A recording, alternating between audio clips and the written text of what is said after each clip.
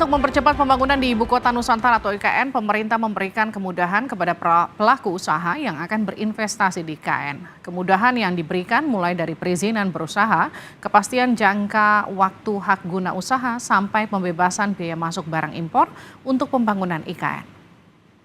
Pemerintah menyebut investasi yang dibutuhkan untuk pembangunan di IKN 24 miliar dolar Amerika Serikat atau setara 362 triliun rupiah. Hingga kini sudah ada 223 surat komitmen investasi atau letter of intent yang diajukan para pengusaha dalam dan luar negeri. Paling banyak dari Indonesia 106 letter of intent, kemudian Jepang ada 26 letter of intent, disusul Singapura 22 surat komitmen investasi, Malaysia 16 surat, kemudian Tiongkok ada 15 surat komitmen investasi. Selain itu ada juga dari Amerika Serikat, Inggris, Prancis, hingga Uni Emirat Arab. Pembangunan di Ibu Kota Nusantara terus dikebut, pemerintah mengajak para investor berinvestasi termasuk dari Tiongkok. Apa yang ditawarkan kepada para investor luar negeri, kita akan bahas setelah informasi ini. Pemerintah tengah gencar mencari investor untuk ikut mendanai pembangunan Ibu Kota Nusantara di Kalimantan Timur. Presiden Joko Widodo menawarkan peluang investasi IKN kepada para pengusaha Tiongkok. Saat bertemu pengusaha Tiongkok di Chengdu 28 Juli lalu, Jokowi mengaku telah menyiapkan 24.000 hektar lahan di IKN bagi sektor usaha kesehatan dan pendidikan. Ini ada 34.000 hektar lagi yang sudah siap lahannya dan bisa dimasuki oleh investor untuk properti, untuk kesehatan, rumah sakit misalnya, untuk pendidikan, university, dan juga untuk infrastruktur. Saya tahu di sini sudah banyak yang masuk, mungkin bisa menyampaikan kepada rekan yang lain apakah ada kesulitan, apakah ada problem, saya kira bisa disampaikan apa adanya. Kami terbuka. Sementara Menko Kemaritiman dan Investasi Luhut Binsar Panjaitan menyebut Indonesia akan bermitra dengan pemerintah kota Shenzhen, Tiongkok terkait perencanaan tata kota di IKN. Luhut berharap dalam 6 bulan Indonesia sudah mendapatkan desain dan detail tata kota. Menyangkut IKN, kerjasama dalam konteks perencanaan karena tata kota yang mereka Shenzhen itu sangat pengalaman ke depan, dan saya pikir dalam 6 bulan proses ini sudah selesai. Jadi nanti desain daripada kota ini semua akan nanti detail. Yang selama ini kita baru dapat pada tataran garis besar saja. Pemerintah memberikan kemudahan kepada para pelaku usaha yang akan berinvestasi di IKN. Pemerintah menyebut total dana untuk membiayai pembangunan IKN di Kalimantan Timur sekitar 466 triliun rupiah. Dari jumlah itu, investasi yang dibutuhkan sekitar 362 triliun rupiah. Hingga saat ini, setidaknya 167 perusahaan menyatakan minat berinvestasi di IKN. Untuk menjaring investor lebih banyak, pemerintah menawarkan sejumlah kemudahan, mulai dari perizinan usaha hingga pembebasan biaya masuk barang impor untuk pembangunan IKN. Tim Liputan Kompas TV. Presiden Joko Widodo mengajak investor dari Tiongkok berinvestasi di Ibu Kota Nusantara. Seberapa besar potensi investasi dari Tiongkok, kita akan bahas bersama Deputi Bidang Pendanaan Investasi IKN Agung Wicaksono dan Direktur Selios Bima Yudhistira. Saya ke Mas Agung dulu. Mas Agung, selamat malam. Mas Bima, selamat malam. Selamat malam. Mas Agung, dalam lawatan ke Tiongkok, Jokowi menawarkan pengusaha Tiongkok agar investasi ke IKN. Memang seberapa besar sih potensi investasi dari Tiongkok ini? Ya, terima kasih. Kebetulan dalam lawatan ke Tiongkok, dalam pertemuan bilateral dengan Presiden Xi Jinping, yang dilakukan adalah penandatanganan nota kesepahaman MOU antara pemerintah Indonesia dengan pemerintah RRT, salah satunya tentang knowledge sharing and experience sharing. Jadi pertukaran pengetahuan dan pengalaman dalam membangun sebuah kota baru. Dengan salah satu referensinya atau referensi yang dijadikan contoh adalah kota Shenzhen. Ya, kota Shenzhen di bagian selatan Tiongkok berbatasan dengan Hong Kong. Jadi itulah topik yang paling utama dalam pembicaraan Presiden Jokowi dengan Presiden Xi Jinping.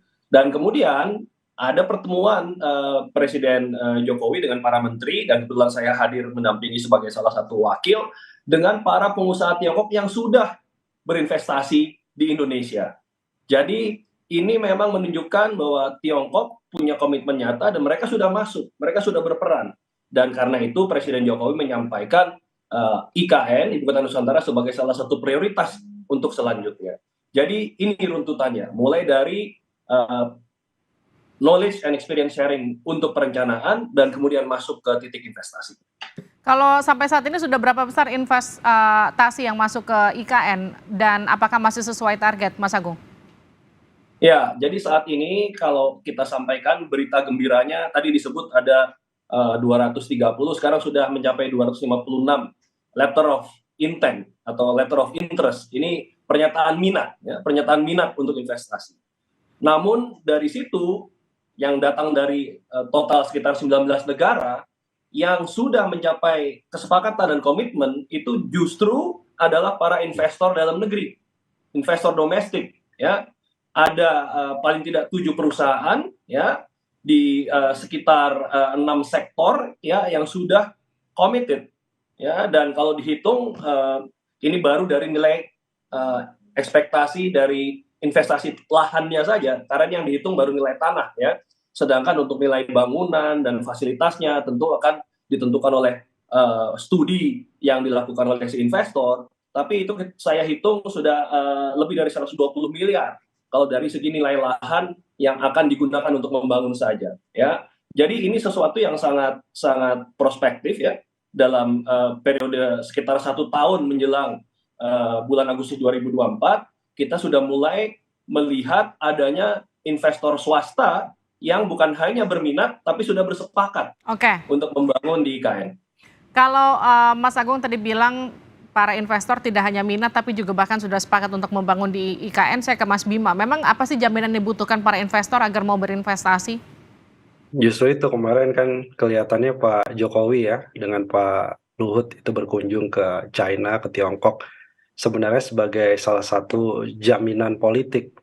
Kenapa? Karena proyek sebesar ini dan waktunya juga berdekatan dengan pemilu, tentunya salah satu resikonya adalah ketidakpastian, kan gitu.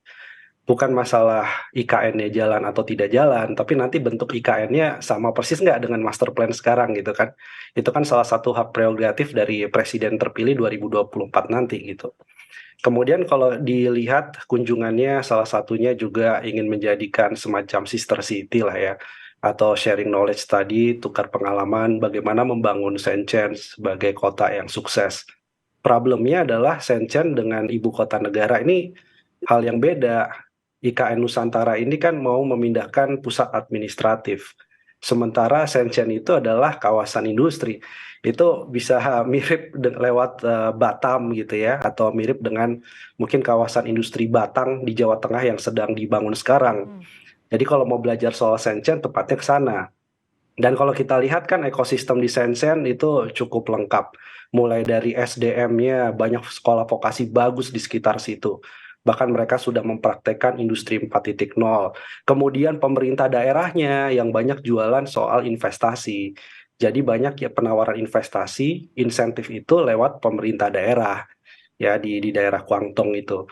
Nah, kemudian juga kalau melihat bahwa ini kota industri, yang artinya kota industri itu ya risetnya dibangun, kemudian hilirisasinya di sana, kemudian dari hulu sampai hilir transportasi logistiknya biayanya murah. Nah, ini kan sekarang jadi pertanyaan, apakah ibu kota Nusantara atau Nusantara ini, ibu kota negara baru, ini mau dijadikan apa gitu. Dan kalau misalkan diminta tolong, misalkan tolong Tiongkok kasih saran terhadap master plan ataupun kemudian denah ibu kota negara, nah ini jadi pertanyaan besar juga. Ngapain ibu kota negara ini kan objek vital nasional, dan di situ ada isu security juga gitu. Kalau misalkan pengembangannya adalah pengembangan misalnya wilayah sekitarnya IKN, nah ini kan juga ya akan runyam lah gitu, akan kemudian bercampur dengan ini sebenarnya mau jadi kota administratif atau bercampur dengan kota atau kawasan industri.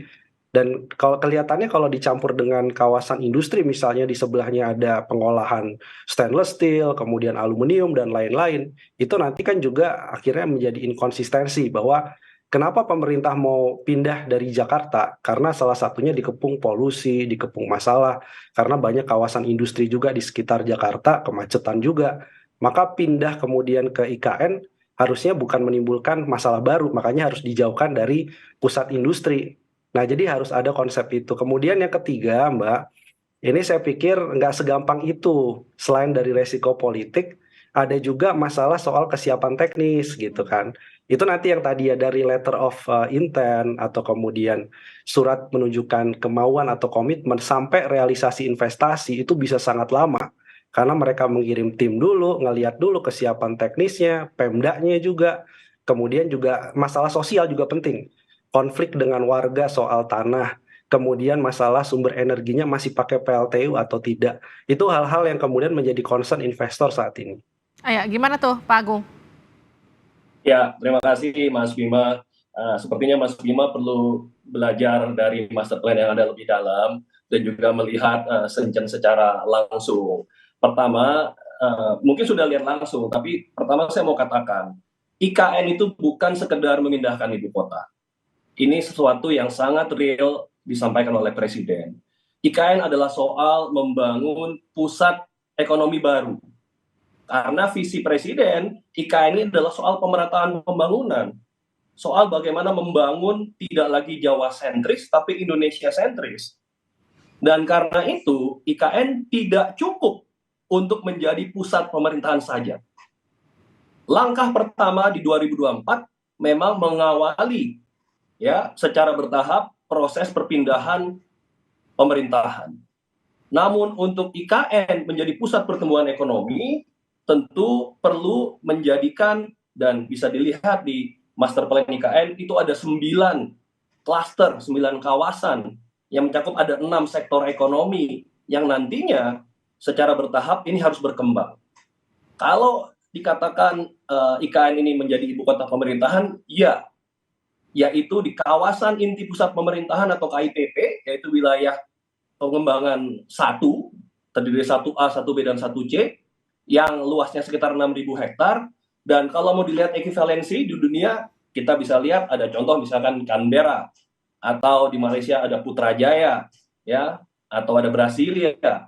Namun pusat pertumbuhan ekonomi akan diwujudkan tidak cukup dengan sebuah Canberra saja. IKN adalah Canberra plus, jangan lupa total wilayahnya adalah 250.000 hektar IKN. Dan dengan 250.000 hektar itu adalah pusat pertumbuhan ekonomi yang sangat besar. Sehingga tidak berlebihan kalau dikatakan IKN adalah Canberra plus Shenzhen, atau Canberra plus Dubai, atau Canberra plus Singapura. Ya, karena kita bicara di sini adalah soal ekonomi, ya. Dan disinilah menurut saya sangat wajar proses ini terjadi. Tanggapannya Mas Bima, mungkinkah itu bisa dilakukan dalam waktu sesuai dengan harapan pemerintah? Ya, yang pertama, ya justru karena saya pernah ke Shenzhen gitu ya, studi beberapa riset dilakukan di sana, jadi yang lihat ya kayaknya kurang pas nih. Jadi begini, yang berkaitan misalnya dengan IKN gitu ya, ini kan masalahnya kalau misinya adalah pemerataan, ya nggak apa-apa, bikin aja Shenzhen gitu. Bikin aja kawasan industri, tapi beda kan kawasan industri dengan pusat pemerintahan gitu maksudnya. Jadi kalau ada pemerataan di luar Pulau Jawa, ya nggak apa-apa, bikin kawasan industri maksudnya. Karena begini juga, karena masalahnya kan intinya adalah kalau investor ditanya, kemudian jawabannya adalah ini akan menjadi ibu kota pemerintahan, meskipun di situ akan sumber ekonomi baru. Tentu kan yang juga harus dijawab, ini pusat kawasan industrinya kawasan industri apa? Karena tadi satu dari sisi resiko tidak mungkin dia berdekatan dengan kawasan industri berat gitu. Kemudian yang kedua, siapa yang akan menjadi SDM-nya dan siapa yang akan menjadi misalnya konsumen di sekitar wilayah IKN gitu kan. Itu kan ada pertanyaan-pertanyaan mendasar. Kemudian juga kalau melihat dari sisi ketertarikan Tiongkok nih ya, kita bicara sekarang. Ini Tiongkok kan beberapa tahun terakhir kalau disuruh milih kan mereka senangnya masuk ke investasi yang terkait dengan hilirisasi. Misalnya nikel ditawarkan gitu ya. Jadi kalau disuruh milih IKN apa nikel, yang mereka akan lebih melihat potensi untuk nilai tambahnya di nikel gitu. Jadi menggeser dari ketertarikan itu kemudian ke IKN pun juga agak kurang matching menurut saya. Oke. Belum lagi kondisi Tiongkok sebenarnya nggak gagah-gagah banget di dalam negerinya sedang ada masalah banyak dia. Sehingga likuiditas yang tadinya dibilang tidak terbatas, sekarang pun juga sebenarnya mereka agak selektif juga memilih Oke. beberapa proyek untuk didanai. Baik, terima kasih telah bergabung bersama kami, Mas Agung. Terima kasih juga, Mas Bima. Waktu kita terbatas, mohon maaf, tapi nanti kita akan berbincang lagi, kita akan lanjutkan lagi seberapa prospektifnya berinvestasi di IKN bagi negara-negara asing nanti ke depannya. Terima kasih.